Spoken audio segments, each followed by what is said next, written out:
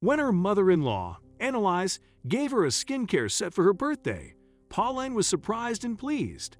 After applying the products, she went to sleep to see bits of her skin on the pillow and knew immediately that Annalise had tricked her maliciously. "And this gift is from my mom," Pauline's husband, Carl, said, reading the label on the last gift sitting on the table. She frowned slightly after accepting the gift but looked at her mother-in-law. "Thank you," she said softly and sincerely. "You're welcome," the older woman replied with a short nod. Everyone was silent, and the moment was highly awkward because Pauline and Carl's mom, Annalise, had never gotten along.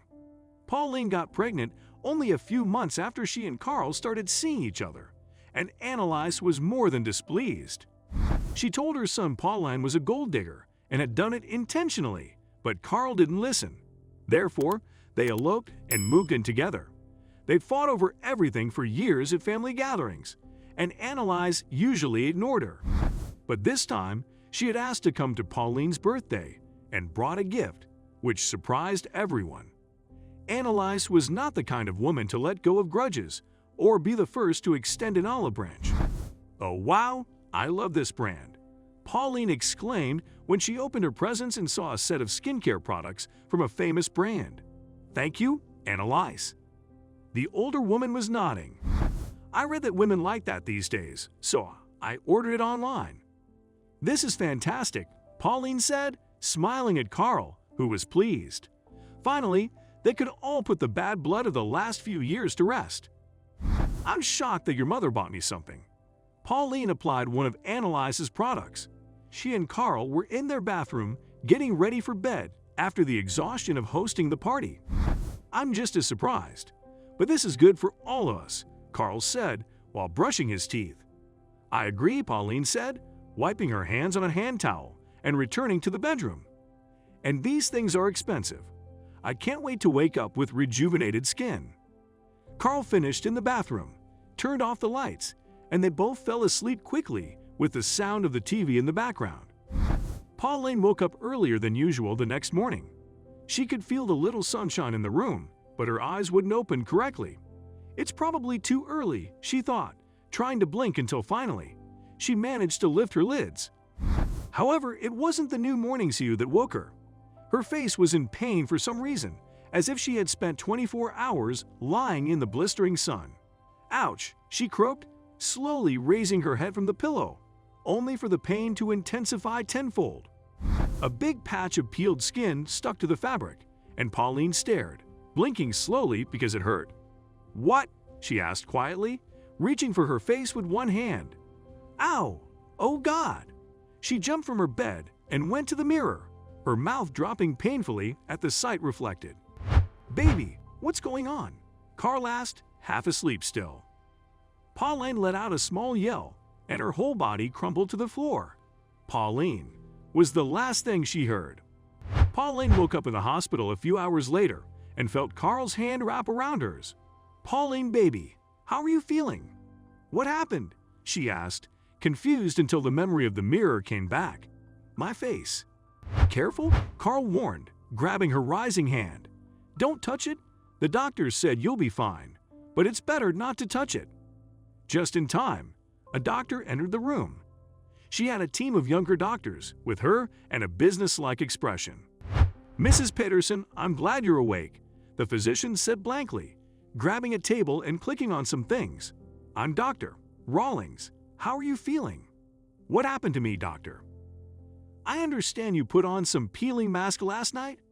"Yeah, I did," Pauline confirmed, nodding despite the heavy bandaging. "Well, Mrs. Peterson, what you put on is heavy-duty peeling, only used in medical spas. You weren't supposed to do that at home," the doctor explained, seemingly chastising her for being so careless. Meanwhile, Pauline turned to Carl and saw the horrified expression on his face. They had both come to the same conclusion. Annalise had done this on purpose. "I knew your mother was acting strange," Pauline screamed at her husband. "My face." Carl shook his head, lost and confused. "I can't believe this." "Carl!" Annalise's voice came loudly from the doorway. "Your sister called me, Pauline, Jesus. What happened?" "You did this."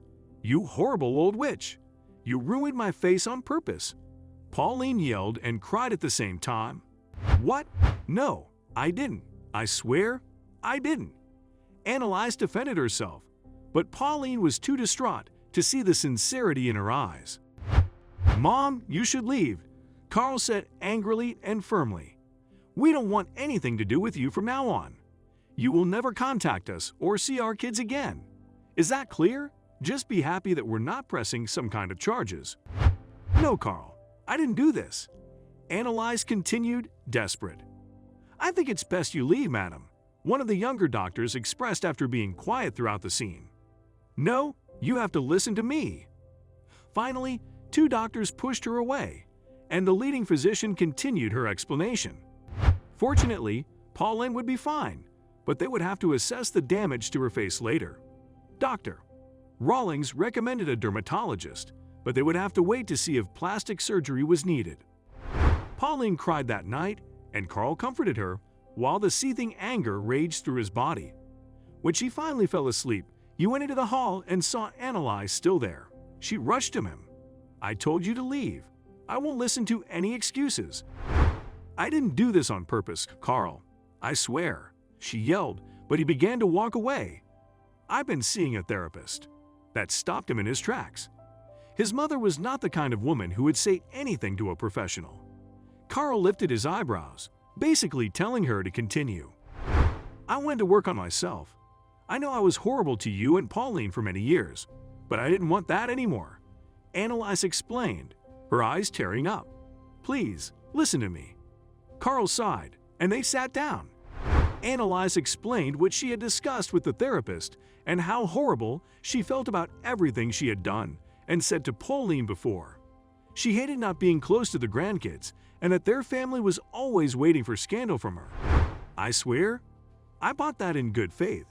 I saw it in a video on TikTok. It was a bestseller online, but I didn't know it would be bad for her," Annalise finished. "I don't know about that stuff." After the explanation, Carl allowed Annalise to apologize to Pauline. Carl's sister, who had been watching their kids, came to the hospital with them. She brought the things Annalise had given Pauline to show to the doctors. They later discovered that Pauline had applied a peeling mask, but it wasn't a home one. The entire skincare routine Annalise had bought was meant to be used by professionals. The peeling mask only had to remain on the skin for 2 minutes. But Pauline only knew of other peeling masks that could be worn overnight, so she applied it and fell asleep. "I'm sorry I doubted you," Pauline apologized after they all realized the truth. "No," Annalise shook her head. "It's my fault. How I treated you is horrible, and it makes sense to blame me. I want to move on. I want my kids to have a grandmother," Pauline expressed. "So let's start over, clean slate. Just don't give me any presents for a while." "Deal," Annalise choked. What can we learn from this story? Always check the labels and all information before applying anything to your skin. Annalise shouldn't have bought something she saw online with research, and Pauline should have looked at the cream more closely. There's no sense in holding grudges, especially between families. Annalise learned that her resentment for Pauline had made her a spectacle in the family and wanted to change.